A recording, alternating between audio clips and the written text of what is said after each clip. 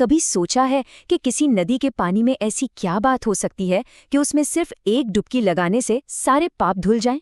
आज हम एक ऐसी ही जगह की यात्रा पर निकल रहे हैं, हर की पौड़ी। एक ऐसी जगह जहां आस्था, इतिहास और कहानियां सब गंगा के पानी में एक साथ मिल जाती हैं। बस ये एक लाइन, पर इसमें कितना कुछ छिपा है। ये सिर्फ एक भौगोलिक बात नहीं है कि हाँ, यहाँ नदी पहाड़ों से मैदानों में आती है। नहीं, ये एक आध्यात्मिक वादा है।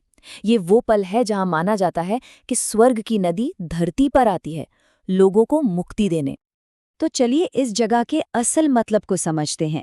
ये सिर्फ एक नदी का किनारा नहीं है, ये एक तरह का दरवाज़ा है। एक ऐसा दरवाज़ा जहां आत्मा की सफाई होती है, जहां लोग अपने मन का बोझ पीछे छोड़कर एक नई शुरुआत करते हैं। और यही वो अटूट विश्वास है जो हर साल लाखों लोगों को यहाँ खींच लाता है। ये मानना कि इस पवित्र जल में एक डुबकी लगाने से जिंदगी भर की गलतियां धुल जाती हैं, एक और मौका मिलता है। ये सिर्फ शरीर को पानी में डुबोना नहीं है, ये तो आत्मा को एक नई जिंदगी देना है। अब आते हैं इस जगह के नाम पर। हर नाम के पीछे कोई ना कोई कहानी तो होती ही है ना? लेकिन हर की पौड़ी की कहानी, वो तो सीधे सबसे बड़ी कहानियों में से एक से जुड़ी है। इस जगह का पूरा राज इसके नाम में ही है। हर मतलब भगवान विष्णु और पौड़ी मतलब सीढ़ी या कदम। तो इसका सीधा साधा मतलब हुआ भगवान विष्णु के चरणों तक जाने वाली सीढ़ियां। ये नाम ही हमें उस महान कहानी की तरफ ले जाता है जो यहाँ की हवा में घुली हुई है।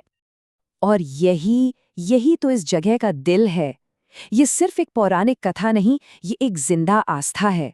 लोगों का मानना है कि वो सचमुच उसी जगह पर खड़े हैं जहां भगवान विष्णु ने खुद अपने पैर रखे थे। सोचिए कितना गहरा और जीवंत रिश्ता है। यही बात इस घाट को इतना पवित्र और शक्तिशाली बनाती है। चलिए अब उन कहानियों से निकलकर उस अनुभव की तरफ चलते हैं जो हर शाम यहाँ जिया जाता है। एक ऐसी रस्म जो इस जगह को एक दिव्य ऊर्जा से भर देती है। वो है भव्य गंगा आरती। जरा उस माहौल की कल्पना कीजिए। दिन की भाग दौड़ अब शांत हो रही है, सूरज ढल रहा है और घाटों पर हजारों दिलों में एक अलग सी उम्मीद और भक्ति जाग रही है। ऐसा लगता है जैसे हवा भी खुद को उस दिव्य अनुभव के लिए तैयार कर रही हो। ये सिर्फ देखने वाला नज़ारा नहीं है, ये एक एहसास है जो रूह में उतर जाता है। जब पुजारी बड़े बड़े दिए लेकर मंत्रों के साथ गंगा की स्तुति करते हैं, तो उस आग की रोशनी, घंटियों की गूंज और शंख की आवाज सब मिलकर एक ऐसा जादू पैदा करते हैं जो सीधे दिल को छू जाता है। एक बहुत गहरी, सुकून देने वाली शांति मिलती है। आरती के उस सामूहिक अनुभव के बाद एक बहुत ही निजी, बहुत ही पर्सनल पल आता है। ये वो लम्हा है जब हर इंसान अपनी प्रार्थना, अपनी उम्मीद, अपना दुख सब कुछ नदी को सौंप देता है। और ये प्रक्रिया है कितनी सरल और सुंदर। एक छोटा सा दिया जिसमें किसी की उम्मीदें और प्रार्थनाएं हैं, और फिर उसे धीरे से बहती गंगा में छोड़ दिया जाता है, इस विश्वास के साथ कि जैसे जैसे दिया बह रहा है वैसे वैसे सारे दुख भी बहते जा रहे हैं। ये लेट गो करने का, समर्पण का एक बहुत ही शक्तिशाली प्रतीक है। ये सिर्फ शब्द नहीं है, ये गंगा को एक माँ का सम्मान देना है। एक ऐसी माँ जो पालन पोषण करती है, शुद्ध करती है और सब कुछ अपने अंदर समा लेती है। ये सिर्फ एक नारा नहीं, ये नदी के लिए एक गहरी श्रद्धा और शुक्रिया की भावना है जो बिना किसी भेदभाव के सबको अपनाती है।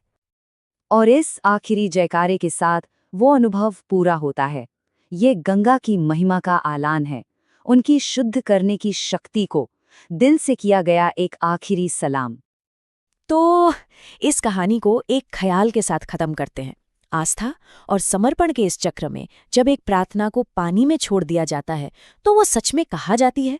शायद इसका जवाब नदी की उस अनंत यात्रा में ही छिपा है जो आखिर में जाकर समंदर में मिल जाती है ना? सोचने के लिए एक बहुत ही सुंदर ख्याल।